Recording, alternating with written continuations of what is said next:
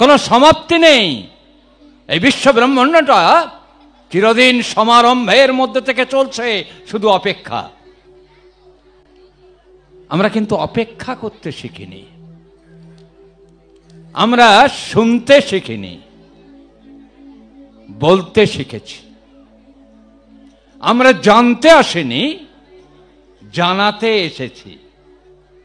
এটাই আমাদের একটা স্বভাব দাঁড়িয়ে গিয়েছে। নিত্য নতুন করে নতুন নতুন করে জানার যে ইচ্ছা বা আকুতি, সেটা কিন্তু আমাদের মধ্যে কারোর মধ্যে গ্রো করলো না। আজকের মক্কা যেমন সারা বিশ্বের বুকে সূর্য চন্দ্র গ্রহ নক্ষত্র যতদিন বিরাজ করবে, ততদিন মহাতীর্থ বলে পরিগণিত হবে। শুধু ইসলামীদের মধ্যে না, হিন্দু মুসলমান জৈন খ্রিস্টান সবার মধ্যে ওই মহাতীর্থ চিরদিন সজীব সচল থাকবে।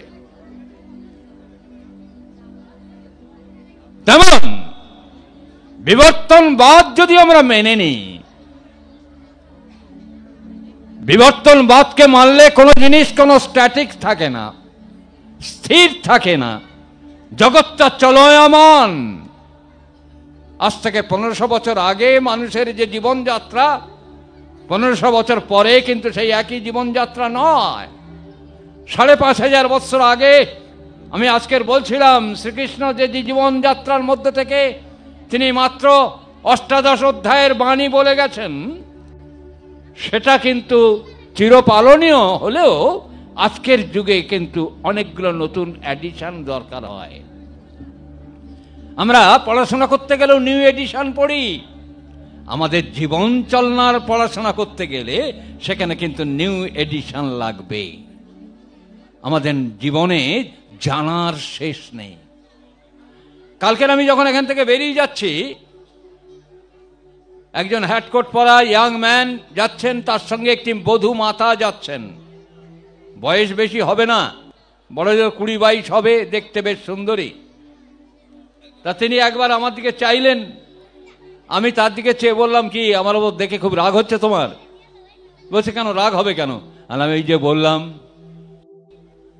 নিত্য স্বামী পূজা করতে বললাম, তা তোমার স্বামী বোধহয় পিছনে পিছনে আসছে। বলছে, হ্যাঁ, এই পূজা করতে বলতে তোমার রাগ হয়নি, কারণ তুমি তো পূজায় অভ্যস্ত না। আমার গর্ভধারিণী জননীবৃন্দ, আপনাদের সবার আবার স্মরণ করিয়ে দিচ্ছি, সেই কল্যাণময়ী মাকে আমি জিজ্ঞাসা করছি, হ্যাঁ গো মা, তুমি আমার উপর রাগ করনি? তোমাকে নিত্য পতি পূজা করতে বললাম, তোমার মনে হয়নি? এই বুড়ো ভামটার বুদ্ধি নেই। আমাদের এখন অভ্যাস হয়েছে, ফরেন কালচারে কালচারুয়াল হয়েছে। আমাদের কালচারটা সম্বন্ধে তো আপনার জ্ঞান নেই। টেবিলের ও মাথায় একসঙ্গে বসি, একসঙ্গে খাই, এঁটো পাতে তোলাতুলি করি, আর তো প্রভুর প্রসাদ আমার গ্রহণ করা হয় না। আমি দেখেছি আমার গর্ভধারিণী জননী, কোনোদিন আমার পিতা যদি বেলা 3টে, 4টে, 5টা, 6টা, 7টা, 8টা, 9টা, 10টা, 11টা, 12টা, তবুও আমার মা কখনো কিন্তু কোনো জল পান করেননি। তার স্বামী দেবতা আসবে, তার প্রসাদ খাবে। আপনারা শুনলে খুব কষ্ট হবে, আমি জানি, কিন্তু ওই জীবনযাত্রার মধ্যে থেকে মাগো একটা কথা বলি, ভারতবর্ষ অখণ্ড ভারতবর্ষ, অখণ্ড ভারতবর্ষের বুকে এই বাংলাদেশ ছিল, পাকিস্তান ছিল, ভারতবর্ষ ছিল, আরো ছিল। সেখানে আপনার দেশের কবি লিখছেন, 33 কোটি মরা নহি কবহীন, হতে পারি দিন তবু নহি মরা ক্ষীণ, ভারত গগনে পুনঃ উদিবে সুদিন, ওই দেখো প্রভাত উদয়। সেদিন অখণ্ড ভারতবর্ষে 33 কোটি মানুষ ছিল, কিন্তু এই অখণ্ড 33 কোটি মানুষের মধ্যে এই বাংলাদেশে হাজার হাজার বিপ্লবী সন্তান, হাজার হাজার বিপ্লবী মা, তাদের পেট থেকে কিন্তু হাজার হাজার বিপ্লবী সন্তান উপহার দিয়েছে। রবীন্দ্রনাথ থেকে আরম্ভ করে, কবি নজরুল থেকে আরম্ভ করে, লালন ফকির থেকে আরম্ভ করে, মহান কবিদের আমাদের কাছে ডালা সাজিয়ে দিয়েছে। এখানে মুজিবুর রহমানকে ডালা সাজিয়ে দিয়েছে এই বাংলার মা, এই বাংলার মায়ের পেটে হয়েছে। আজকের, হ্যাঁ গো মা, আমি যখন বলছিলাম প্রণাম করো তো তুমি, তোমাদের পেটে তো অমন্তর কেউ এলো না, নেতাজি সুভাষ এলো না, মুজিবুর রহমান এলো না, নজরুল এলো না, রবীন্দ্রনাথ ঠাকুর এলো না, শরৎচন্দ্র চট্টোপাধ্যায় এলো না, মাস্টার যতীনদা এলো না, তাহলে এলো কারা? আজকে দেউলিয়া হয়ে গেছে। যে বাংলার বুক থেকে একদিন দেবতার মতো মানুষগুলোকে সারা পৃথিবীকে উপহার দিয়েছে, সেই বাংলার বুকে আজকের মানুষের বড় অভাব। বুক থেকে কেউ বলতে পারছে না, হিন্দু হোক মুসলমান হোক, কেউ বুক ঠুকে বলতে পারছে না এই দেখো আমার ঘরে ফেরেশতা এসেছে, এই দেখো আমার ঘরে দেবতা এসেছে, দেব শিশুর জন্ম হয়েছে। এ কথা কিন্তু কেউ বলতে পারছে না। কেন বলতে পারছে না? ওই মা তার পতিকে পুজো করে না। একটু আগে আমার বরেণ্য অত্যন্ত বিদগ্ধ ব্যক্তিত্ব, তাকে কেউ ভুল বুঝিয়েছে 10টা 10-এ তার বাস। আমি তাকে বলবার জন্য ইশারা করে চলে গেলাম, তাকে কে বোঝে যে আপনাকে যেতে হবে বলে তাকে এখান থেকে নামিয়ে নিয়ে চলে গেছে। অত বড় একটা জ্ঞানী লোকের কথা আপনাদের শোনার সৌভাগ্য হলো না। আমি যে মশা 10টা 10-এ এখান থেকে 10 মিনিট লাগবে না আপনার বাস স্ট্যান্ডে যেতে, আপনি এত তাড়াতাড়ি চলে এলেন কেন? বলে ওরা আমাকে বললো, ওরা আমাকে বললো, আপনি তাই করে ফেললেন, আমি ছিলাম না। যাকে এখন তার জায়গায় আমাকে প্রক্সি ভোট দিতে হচ্ছে, বুঝলেন না? উনি ডাক্তারের একটা গল্প করেছিলেন, বলাই চাঁদ মুখোপাধ্যায়ের। আমি একটা ডাক্তারের গল্প বলি। আমাদের জীবনগুলো কেমন জানেন? আমার এই মায়েরা, এই দাদারা যারা শুনছেন, দূরে থেকে হিন্দু হোক মুসলমান হোক, প্রত্যেকের জীবনের কথা, প্রত্যেকটা জীবন কিন্তু চেয়েছিল মানুষের মা বাবা হতে। আজকের কিন্তু মানুষের বড় অভাব দেখা দিয়েছে এই পৃথিবীর বুকে। কেন? সব মোটা মানুষের দল, মোটা মাথার দল, মাথাগুলো খুব মোটা মোটা হয়ে গেছে। একদিন একজন মোটা মানুষ জানেন দিনকে দিন ফুলছে, প্রথম 50, তারপর 70, তারপর 90, তারপর 120, যখন দিনকে দিন ফুলছে সেই সময় তিনি ডাক্তারখানায় গিয়েছেন। ডাক্তারখানায় গিয়ে বলছেন, ডাক্তারবাবু আপনার কোনো ওষুধ আছে যে আমার এই মোটা রোগটা সেরে যাবে? দিনকে দিন আমি তো বাড়ছি তো বাড়ছি, বাড়ছি তো বাড়ছি। তা ডাক্তারবাবু সব টেস্ট ফেস্ট করে বললেন, আপনি কত রুটি খান? বললে, আগে ডাক্তারবাবু বেশি খাই না, 8খানা রুটি খাই, একটা বড় বাটি করে 1 বাটি ডাল খাই, সেই অনুপাতিক সবজি তরকারি খাই। তা ডাক্তারবাবু বললেন, আপনি ওটাকে হাফ করবেন, 4খানা করবেন। বলে ঠিক আছে। বাড়িতে গিয়েছে, যথারীতি 4খানা রুটি করেছে, করে যথারীতি 4খানা করে রুটি খায়। যে দেখে যে সেই যেমন ছিল তেমনই আছে, 120 থেকে 125 হয়েছে, 1 কেজিও কমেনি। ডাক্তারবাবুর কাছে গিয়েছে, ডাক্তারবাবু আমার তো 120 ছিল, এখন হয়ে গেছে 125, আমার তো 1 তেল কমলো না। তখন আবার প্রেসক্রিপশনে লিখে দিল, আপনি দিনে 2খানা করে রুটি খাবেন, সকালে 2খানা, রাত্রে 2খানা। ঠিক আছে ডাক্তারবাবু, দিনে 2খানা করে রুটি খাবো। আমাদের জীবনগুলো জানেন ঠিক এমন তর করে আমরা সাজাচ্ছি। আমাদের ওজন বাড়ছে, শরীরের ওজন বাড়ছে, পেটের ওজন বাড়ছে, মাথার ওজনটা কিন্তু কমে যাচ্ছে, মাথা মোটা হয়ে যাচ্ছে। এই মাথা মোটার রোগটা সারাবার জন্যই পুরুষোত্তম শ্রী শ্রী ঠাকুর অনুকূলচন্দ্রের আবির্ভাব। এবারে মাসখানেক পরে ডাক্তারখানায় গিয়েছে, বলছে ডাক্তারবাবু আমার ওজন যেমন ছিল তার থেকে বেড়েছে, বই কমেনি। আমি কিন্তু আপনার কথা মতো সকালে 2খানা, রাত্রে 2খানার বেশি কিছু খাই না রুটি। তো বলছে 2খানা কিরকম? তবে আপনার কাছে একটা অনুরোধ, আপনার পায়ে পড়ি, আপনি কিন্তু কিছুতেই 1টা করতে বলবেন না। বলে কিরকম? 1টা করতে বলবো না কেন? বলে ওই যে আপনি বলেন 8খানা থেকে 4খানা করতে, আমি 1 কেজি আটার রুটি খাই, ওটা 4খানা বানাই। তারপর বললেন 1খানা, আপনার 2খানা খেতে, আমি 1 কেজি 500 করে 1টা করে আটার ডলা পাকিয়ে সেইটা রুটি করে খাই। এখন 1টা যদি করতে বলেন, আমার এই তাওয়ায় কিন্তু রুটিটা ধরবে না। অর্থাৎ আমরা যা এখানে শুনছি, যা এখানে মনে করছি যে ভদ্রলোক এখন বক বক বক বক করে কি বলে যাচ্ছে, আমরা হচ্ছে যেমন বেনি তেমনি রবে, চুল ভিজাবো না। আমি কিন্তু ওটার ধারে কাছে নেই, নিলে কিন্তু লাভ আছে। ওনার কথা মতো যদি আমি 1 কেজি আটা থেকে হাফ কেজি থেকে 250, এই জায়গায় চলে আসতাম, তাহলে আমার শরীর স্বাস্থ্যটা ভালো থাকতো, মাথাটার মোটা থাকতো না, বুদ্ধিতে বেড়ে যেত। আজকের প্রত্যেকটা বাবা কাঁদছে, ভীষণভাবে কাঁদছে। ছেলেপুলেরা তারা কিন্তু আর কেউ কন্ট্রোলে নেই। একজন শিক্ষিত প্রফেসরকে আমি জানি, তার ছেলে খুব নিয়ন্ত্রণে নেই। তার স্ত্রী আমাকে বলছে, বলতে বলতে তার চোখটা ছলছল করে উঠেছে।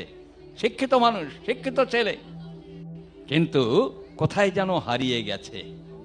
কেন? ওই প্রতিভক্তির অভাব দেখা দিয়েছে। এবার কেন দেখা দিল? আমি সেই মাকে বলেছিলাম, মা গো, তুমি যদি তোমার স্বামীকে ভালো না বাসো, তাহলে কিন্তু তোমার ছেলের বউ তোমার ছেলেকে ভালোবাসবে না। যা ইচ্ছা তাই করবে তুমি, সেটি কিন্তু চলবে না। ভালো ছাড়া মন্দ করলে পরিস্থিতি ছাড়বে না। আজকের এই বাংলাদেশের প্রত্যেকটা মানুষ কিন্তু তীর্থের মানুষ। প্রত্যেকটা মানুষের পায়ের ধুলো নেবার জন্য আগামী পৃথিবী কিন্তু ওৎপেতে দাঁড়িয়ে থাকবে। আপনাদের দেশে পুরুষোত্তম শ্রী শ্রী ঠাকুর অনুকূলচন্দ্রের আবির্ভাব হয়েছে। আপনাদের এই হিমায়তপুরে ভগবান এসে দেখা দিয়েছেন। ভগবান এসে প্রত্যেকটা ঘরে ঘরে, আজকের যেমন নারায়ণগঞ্জে তার উৎসব হচ্ছে। কি উৎসব? এই উৎসবের সার্থকতা কোথায়? মহামতি বিবেকানন্দ, বিশ্ববন্দিত বিবেকানন্দ, তিনি ভারী সুন্দর করে বলছেন। তিনি তখন হিমালয়ের ওখানে রাজার ওখানে আছেন, আর এদিকে বাংলায় মলক লেগেছে, অভাব, অনটন, দুর্ভিক্ষ। ওখান থেকে তিনি চিঠি লিখছেন তার প্রিয় বন্ধু সহকর্মী ব্রহ্মানন্দকে। ব্রহ্মানন্দ, আমার বাংলার মানুষ মলকে মরছে, দুর্ভিক্ষে না খেয়ে মরছে, তুমি এদের জন্য কি করেছো? তখন অবিভক্ত বাংলা।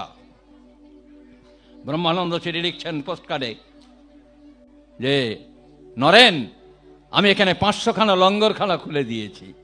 সঙ্গে সঙ্গে উনি হিমালয় থেকে, উত্তরপ্রদেশ থেকে ফিরে এসেছেন, উত্তরাখণ্ড থেকে ফিরে এসে বলছেন, ব্রহ্মানন্দ, আমি 500 জায়গায় 5000 লঙ্গরখানা খুলে দিলে প্রত্যেকটা ঘরের মানুষ, এই দুর্ভিক্ষ পীড়িত মানুষ, অনাহারে যারা মরে যাচ্ছে, তাদের মুখে তুমি অন্ন যোগান দিতে পারবে? বলছেন, না, তা তো পারা যাবে না। লক্ষ লক্ষ কোটি কোটি মানুষ আজকে না খেয়ে মরছে, তাই 5000 কেন 50,000 করলেও লঙ্গরখানা হবে না। বলে, কি করবে তাহলে? তখন বলছে, তুমি বলো কি করতে হবে? উৎসব, পরম পুরুষ শ্রীরামকৃষ্ণের উৎসব আরম্ভ করে দাও। উৎসব ছাড়া, উৎসমুখীনতা ছাড়া একটা দেশ, একটা জাতি, একটা ব্যক্তি জীবন, দাম্পত্য জীবন, সমাজ জীবন, রাষ্ট্রীয় জীবন, কারুর কিন্তু মঙ্গল হবে না। উৎসব চাই। আজকে নারায়ণগঞ্জের এই সৎসঙ্গ কেন্দ্র পুরুষোত্তম নিয়ে, জীবনবাদকে নিয়ে জীবনের উৎসমুখী আন্দোলন আরম্ভ করেছে। এই উৎসবের মধ্যে থেকে প্রত্যেকটা জীবনকে জীবনমুখী করবার জন্য তাদের সাধনা। নারায়ণগঞ্জের এই কর্তৃপক্ষ যে মহোৎসবের আয়োজন করেছেন, আজকের 3 দিন 4 দিন ব্যাপী যে উৎসবে হাজার হাজার মানুষকে সেবা দিয়েছেন, এই সেবার মধ্যে থেকে যে ভক্তি, ভালোবাসা সৃষ্টি হয়, পরস্পরের প্রতি অনুরাগে আবদ্ধ হয়ে ওঠে। পুরুষোত্তম শ্রী শ্রী ঠাকুর অনুকূলচন্দ্র চেয়েছিলেন প্রত্যেকটা মানুষ প্রত্যেকটা মানুষকে ভালোবাসুক। হ্যাঁ গো মা, হ্যাঁ গো দাদারা, প্রত্যেকটা মানুষ প্রত্যেকটা মানুষকে ভালোবাসবে। ঘরের মানুষ ঘরের মানুষকে ভালোবাসবে না। ভালো না বাসলে তোমরা মহীয়সী হয়ে উঠবে কি করে? তোমাদের রাস্তা দিয়ে চলতে চলতে আজকের পুরুষোত্তম যে আন্দোলনটা আপনাদের সামনে করলেন, এই আন্দোলন পৃথিবীর বুকে কেউ কখনো করেননি। যে আন্দোলন পুরুষোত্তম শ্রী শ্রী ঠাকুর অনুকূলচন্দ্র করেছেন পৃথিবীর বুকে, পৃথিবীর মানুষের কল্যাণের জন্য, এমনতর আন্দোলন আর কেউ কখনো করেননি। কেন জানেন? ভগবান শ্রীরামচন্দ্র তিনি এসে রাবণের ওখানে যুদ্ধ করতে গিয়েছেন। মাতৃত্বের অভাব দেখা দিয়েছে, মাতৃত্ব প্রতিষ্ঠা হয়নি। যে মাতৃত্বের অভাবের জন্য রামচন্দ্রকে বনবাসে আসতে হয়েছে। তার সৎমা কইকেয়ী তাকে বনবাসে পাঠিয়েছে 14 বৎসরের জন্য। রামচন্দ্রের উদ্দেশ্য মা তৈরি করা, প্রত্যেকটার হৃদয়ে মাতৃত্বের প্রতিষ্ঠা করা। আর সেই জন্য তিনি এসে লঙ্কায় বসে অকাল বোধন তৈরি করলেন, পূজা করলেন। এই অকাল বোধনে পূজা করছেন, তাকে পৌরহিত্যে কাকে ডেকেছেন? রামচন্দ্র। রামচন্দ্র পৌরহিত্যে ডেকেছেন রাবণকে। তুমি আমার এই মা দুর্গা পূজা তোমার মতো পুরোহিত আর কেউ হয় না। মহাশত্রুকে ডেকেছে তার মায়ের পূজা করার জন্য। শত্রু হইবে মিত্র রে তোর, প্রাণ দিলে প্রাণ পাবি ফিরে। এই বাংলাদেশের কবি কুমুদবন্ধু বিশ্বাস 1971 তিনি ভারতবর্ষের বুকে গিদনি সৎসঙ্গ আশ্রমে গিয়েছিলেন। সেই আশ্রমে গিয়ে আজ থেকে প্রায় 53-54 বছর আগে তিনি রামায়ণ গান গেয়েছিলেন আমাদের এই মঞ্চে। তাঁদের অত্যন্ত পূজার পাত্র, শ্রদ্ধার পাত্র, বরণীয়, অর্ঘনীয়, পূজনীয় ব্যক্তিত্বরা, পুরুষোত্তম আন্দোলনের অগ্রাধিকারী যারা, যতীন্দ্রনাথ দাস, কালিদাস মজুমদার, এই জ্যোতিরিত্বিক মণ্ডলী, কিরণচন্দ্র মুখোপাধ্যায়, অনিল কুমার সরকার, এই হিমায়তপুরে যারা সৎসঙ্গ আন্দোলন করে গিয়েছেন, সেই আন্দোলনের হোতা প্রবক্তা ব্যক্তিত্বরা তারা সেখানে আশ্রম গড়েছেন। আর সেখানে গিয়েছেন আমার অত্যন্ত প্রাণের বন্ধু, গত বছর যার সঙ্গে আমি এখানে বসেছিলাম, আমার রবীন্দ্রনাথ সরকার, কুমুদবন্ধু বিশ্বাস এবং আরো কে কে গিয়েছিল আমার ঠিক সবার মনে নেই, কিন্তু এই দুজনের নাম মনে আছে। কুমুদদাস সেখানে একটা গান গেয়েছিলেন, রামায়ণ গান। আমি সে কথা বলি বলেই তাই মনে আছে, নইলে মনে থাকতো না। আজকের যে উৎসব জানেন, জীবনকে কেমন করে উৎসমুখী করে তুলতে হয়, ভারী সুন্দর। রাবণের চরিত্র দিয়ে কুমুদবন্ধু বিশ্বাস সেই ছবিটা এঁকেছিলেন। আর সেটা আমি মাঝে মাঝে কোনো কোনো সভায় বলি বলে তাই আজকে 54-55 বছরের ইতিহাস আজও আমার কাছে মনে আছে। কুমুদদা রামায়ণ গানে গেয়েছিলেন, যদিও আমি রামায়ণ পড়ে দেখেছি সেটা কোথাও লেখা নেই। তিনি কোনো একটা বিশিষ্ট মায়ের নাম করেছিলেন যে ওনার লেখা রামায়ণে এটা লেখা আছে। তিনি বলেছিলেন রাবণ তার ভাই কুম্ভকর্ণ যখন মারা গেছেন, তার ছেলে বীরবাহু যখন মারা গেছেন, নাতি নাতনি পুত্র কন্যা সবাই একে একে যখন মরে যাচ্ছেন যুদ্ধে গিয়ে, সে সময় তার ধ্যানে বসেছেন তিনি। ব্রাহ্মণ তো, অনুলোম সন্তান অনুলোমে বাড়ায় ঝাঁঝ। এই ঝাঁঝালো ছেলে রাবণ মহাবুদ্ধিমান, দশানন, 10টা মাথার ব্রেন রাখে বলে পঞ্চানন শিব ঠাকুরকে বাড়ির দরওয়ান করে রেখেছেন, সিকিউরিটি অফিসার বানিয়ে রেখেছেন। এই এমনতর ক্ষমতা সম্পন্ন দশানন। এই দশানন তিনি ধ্যানে বসেছেন। এই ধ্যান আপনারা করেন না? ঠাকুর কি সুন্দর বলছেন, উষা নিশায় মন্ত্র সাধন, চলাফেরায় জপ, যথা সময় ইষ্ট নির্দেশ, মূর্ত করাই তপ। এর মধ্যে থেকে যে কত বড় পুণ্য হয় তা কিন্তু আপনারা জানেন না। আজকের এই উৎসব, এই উৎসবে এই নারায়ণগঞ্জের অধিবাসীরা করলেন, এই নারায়ণগঞ্জের এই সৎসঙ্গের কেন্দ্রের অধিবাসীরা করছেন, কর্মী মণ্ডলী যারা করছেন, তারা আপনাদের দুয়ারে দুয়ারে গিয়ে ভিক্ষা চেয়েছেন। এই ভিক্ষার মধ্যে থেকে কি হয় জানেন? বহু জীবনের পাপ স্খলন হয়ে যায়। রোগ শোক ব্যাধি জরা দূরে পালাবে তারা। এই রোগ শোক ব্যাধি জরা থেকে মুক্তি পায় এই ভিক্ষার মধ্যে থেকে। আজকের ঠাকুর অনুকূলচন্দ্রের দরবারে যখন কোনো মানুষ যেতেন, ঠাকুর ভিক্ষা চাইতেন, তাদের ভিক্ষা করতে বলতেন। কিন্তু আমরা আজকের কে বলবে আমাদের ভিক্ষা করার কথা? তাই এই উৎসব, এই উৎসবের জন্য আমরা ভিক্ষা করি যখন, তখন আমার রোগ শোক গ্রহদর বুদ্ধি বিপর্যয় আমার জীবন থেকে চলে যায়। রাবণ ওই ধ্যান করছেন, উষাকালে বসে ধ্যানে বসে ভাবছেন আমার মোটর সেন্সারি কোঅর্ডিনেশনটা হারিয়ে গেছে। আমার এখানে আধুনিক যুবক যুবতী মায়েরা, হিন্দু হোক, মুসলমান হোক, খ্রিস্টান হোক, জাতি বর্ণ ধর্ম নির্বিশেষে প্রত্যেকের উদ্দেশ্যে বলছি, আপনারা আজকে যেটা ভাবছেন কালকে সেটা করছেন না, কালকে যেটা করছেন আগে সেটা ভাবেননি কখনো। এই ভাবা বলার সমন্বয়ের অভাব দেখা দিয়েছে। রাবণ ধ্যানস্থ হয়ে বুঝতে পেরেছেন যে আমার মোটর সেন্সারি কোঅর্ডিনেট করছে না, আমার কোঅর্ডিনেশনটা হারিয়ে গেছে, সাইকোফিজিক্যাল অ্যারেঞ্জমেন্টটা ডিস্টর্টেড হয়ে গেছে, বিকৃত হয়ে গেছে। আজকের প্রত্যেকটা জীবন এমনতর, আজকে যা ভাবছে তা কিন্তু করছে না, উল্টো একটা বলছে। এই ভাবা বলা করার সমন্বয় হারিয়ে গেছে। জিজ্ঞাসা করে দেখুন, আপনারা যা ভাবছেন সেটা কি বলছেন? আর সেটা কি বাস্তবে রূপ দিচ্ছেন? দিচ্ছেন না, কেউ দিচ্ছেন না। প্রত্যেকটা ছেলে মেয়ে, মা বাবা, স্বামী স্ত্রী, প্রত্যেকের মধ্যে ভাবা বলা করার অভাব দেখা দিয়েছে। রাবণ ধ্যানস্থ হয়ে সেটা বুঝতে পেরেছেন যে আমার সাইকোফিজিক্যাল অ্যারেঞ্জমেন্টটা ডিস্টর্টেড হয়ে গেছে, তোর সেন্সারি কোঅর্ডিনেশনটা ভেঙে চুরমার হয়ে গেছে। কি হবে? কেন? শোকগ্রস্ত হতে হতে, শখ খেতে খেতে আমার সমস্ত সেন্টিমেন্ট মানে সেন্সগুলো হারিয়ে যাচ্ছে। আমি ঠিক মতো সময়ে ঠিক মতো যুদ্ধের সরঞ্জাম অ্যারেঞ্জমেন্ট করতে পারছি না। তাহলে কি করতে হবে? এই আজকের যে মহাসৎসঙ্গ, আজকের মহাসৎসঙ্গ আজ 3 দিন ধরে হচ্ছে, প্রত্যেকের মিলন সৃষ্টি করছেন। তাই ভাবলেন আমাকে সৎসঙ্গ দিতে হবে। সৎসঙ্গের মূর্ত প্রতীক যিনি, পুরুষোত্তম আন্দোলনের হোতা যিনি, তাকে আমাকে আহ্বান করতে হবে। তার কাছে আমার পূজা প্রার্থনা, সবাই মিলে সমবেত প্রার্থনায় যোগ দিতে হবে। কবীন্দ্র রবীন্দ্রনাথ ভারী সুন্দর করে বলছেন, ভগবানকে দেখতে পাবো কোথায়? কোথায় গেলে ভগবান দেখা যায়? ভারী সুন্দর করে কবীন্দ্র খুঁজে পেয়েছেন। ওই শ্রীমদ্ ভাগবত, আমার এখানে পীযূষ বসে আছে, ও ভাগবতীয় পণ্ডিত বটে। শুধু ভাগবতীয় না, বহু শাস্ত্রে পণ্ডিত। ওকে দেখলে বোঝা যায় না কেমন চুল খোঁচা খোঁচা, প্রতিদিন এলেই আমার কাছে, আমি এলেই গালাগালি খায়। ও আগে থেকেই এসে স্যারেন্ডার করে বলে, আমি জানি আপনি গালাগালি দেবেন, আমি জানি আপনি গালাগালি দেবেন। ও আমার থেকে একটু বেশি বুদ্ধিমান তো, তাই বলে যে আমি জানি আপনি গালাগালি দেবেন। তো ওই থাকে অমন করে, কিন্তু খুব জ্ঞানী মানুষ বটে, অনেক জ্ঞানী। ও জ্ঞানের তুলনা হয় না। তা আপনারা কিন্তু ঘরের ঠাকুরকে ঠিক মতো বুঝতে পারেন না, বুঝতে পেরেছেন? তো ওই পীযূষ ও শ্রীমদ্ ভাগবতের কথা ভালো জানে, আমি অত ভালো জানি না।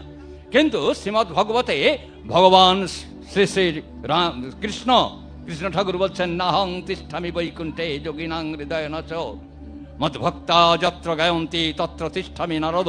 কবীন্দ্র রবীন্দ্রনাথ যেন ওইটাকে অনুসরণ করে বলছেন, নয়ক বনে নয়ক কোণে, নয়তো আমার আপন মনে, সবার সাথে যেথায় তুমি বিহারো, সেইখানে যোগ তোমার সাথে আমারও। ওই রাবণ সেদিন কিন্তু বুঝতে পেরেছিল যে আমার ওই যোগ সাধনা করতে হবে, এমনি আমি ভগবানকে আর পাবো না। এই সবাই মিলে সমবেত সাধনায় সিদ্ধি লাভ করতে হবে। এই উৎসব কিন্তু তাই, সবাই মিলে সবাইকে নিয়ে সমবেত সাধনায় রত হওয়ার নাম উৎসব। যেটা বিবেকানন্দ বলেছিলেন, ব্রহ্মানন্দ, উৎসব রামকৃষ্ণের উৎসব করতে হবে। উৎসব ছাড়া জনগণের জীবনকে জাগানো যাবে না, জনগণ মঙ্গল করা যাবে না। আজকে নারায়ণগঞ্জের অধিবাসী, এই নারায়ণগঞ্জ সৎসঙ্গ কেন্দ্র যেভাবে এই নারায়ণগঞ্জের প্রত্যেকটা জীব জগৎকে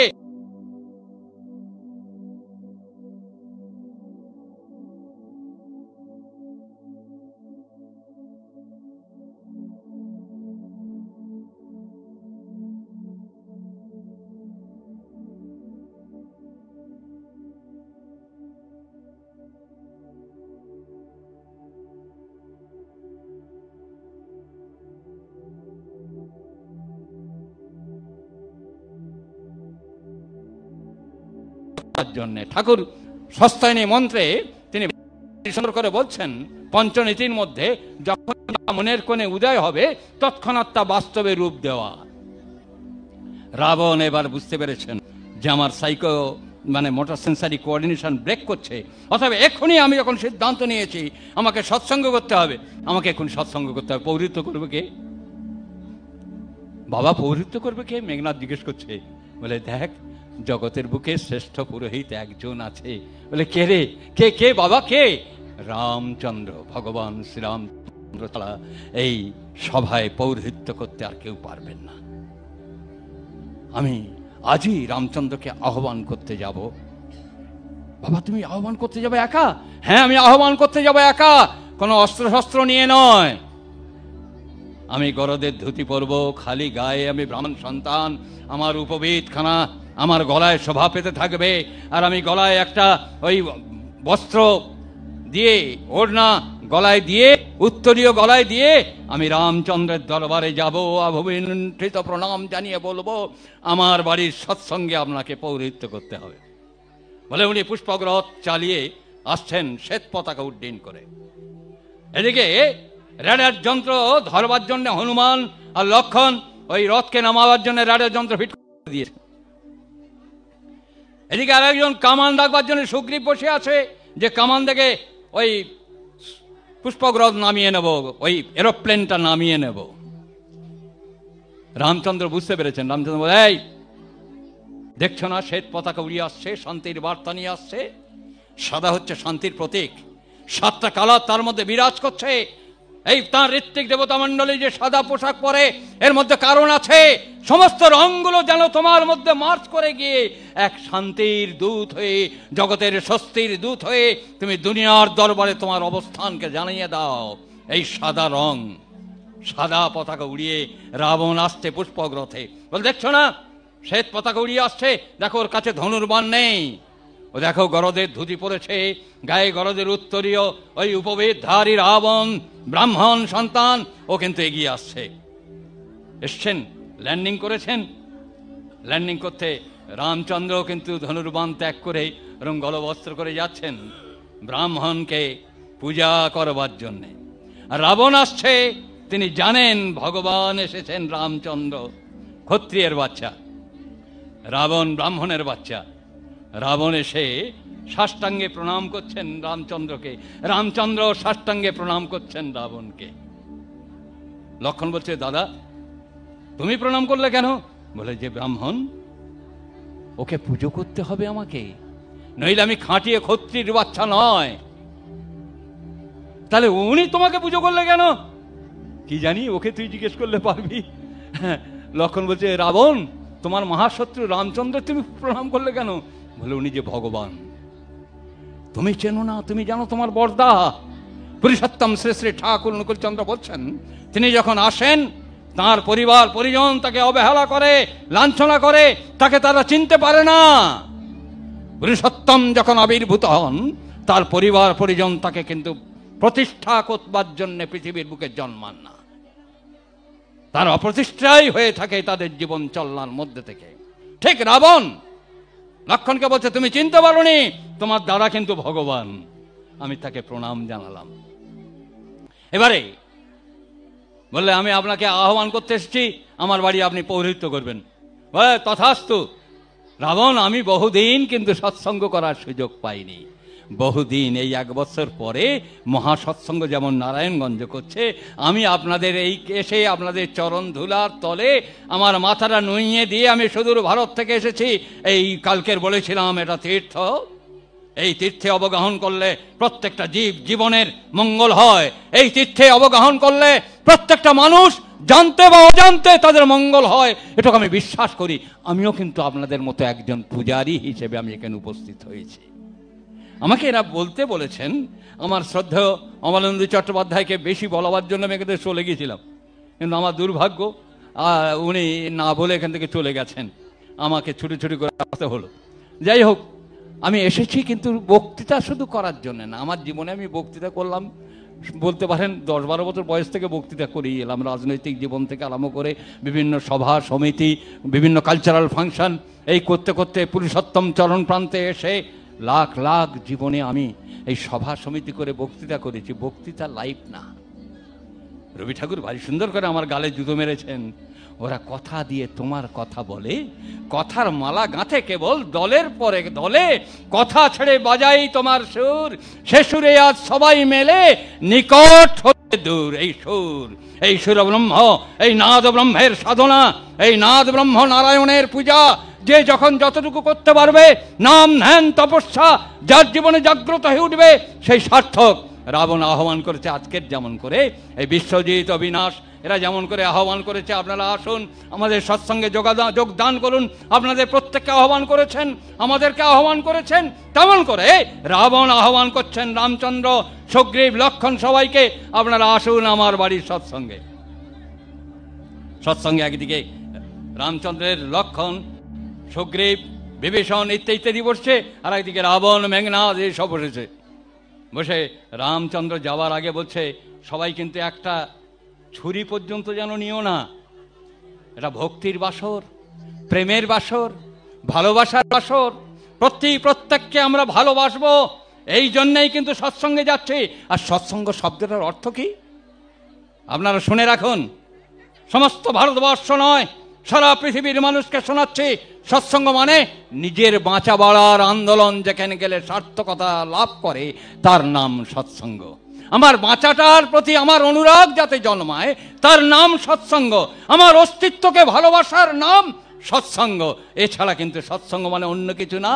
সৎসঙ্গ মানে আমাকে আমি ভালোবাসতে শিখবো, সেটা এই পুরুষোত্তম চরণ প্রান্তে না এলে আমাকে আমি ভালোবাসা শিখতে পারবো না।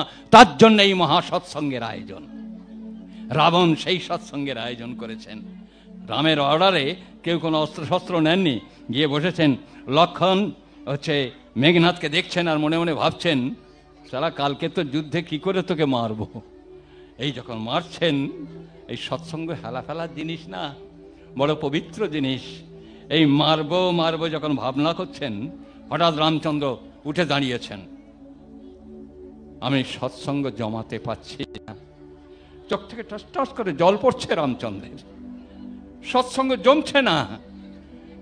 সৎসঙ্গ হচ্ছে প্রেমের জায়গা, ভালোবাসার জায়গা, হৃদয় বিনিময়ে ভালোবাসার একটি লক্ষণ।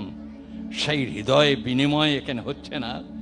মমতার, একটু আগে আমার অমলেন্দুদা মমতার কথা বলছিলেন, মায়ার কথা বলছিলেন। মমতা মানে আমি তা, আমার তা, তার নাম মমতা। মমতা মানে আমার তা, ওই ছেলেটি আমার, এই বোধনায় ভালোবাসি, ওই বন্ধুটি আমার বন্ধু, এই বোধনায় ভালোবাসি। মমতা মানে আমার তা। Minus is call Mamata, minus is call Mamata. এই আমাদের মাইনাসের অভাব দেখা দিয়েছে। আমরা মাইনাস করতে শিখেছি জীবন থেকে, প্লাস করতে শিখিনি। লক্ষণ এটা যেই ভেবেছে, ওই হিংসা। সৎসঙ্গে হিংসার জায়গা না, প্রেমের জায়গা, ভালোবাসার জায়গা। রামচন্দ্র বলছেন, চোখ থেকে জল পড়ছে, আমি সৎসঙ্গ জমাতে পারছি না। কোথায় যেন ভালোবাসার মধ্যে, প্রেমের মধ্যে কোথায় যেন সাতন ক্রিয়া কাজ করছে, ছেদন জ্বালা জ্বলছি আমি অভিশাপ দিচ্ছি। আজকের যে বুকের ব্যথা আমি নিলাম এই সৎসঙ্গ করতে এসে, কেউ এখানে হিংসার স্রোত বয়ে যাচ্ছে, ভালোবাসার সমুদ্রে হিংসার স্রোত বয়ে যাচ্ছে। আমি অভিশাপ দিচ্ছি, আমার বুকে যেমন শক্তিশালের মতো গাচ্ছে, এই শক্তিশালের আঘাত আগামীকাল সে পাবে। সঙ্গে সঙ্গে লক্ষণ উঠে বলছে, দাদা আপনি কথা উইথড্র করুন। বলে, কেন রে?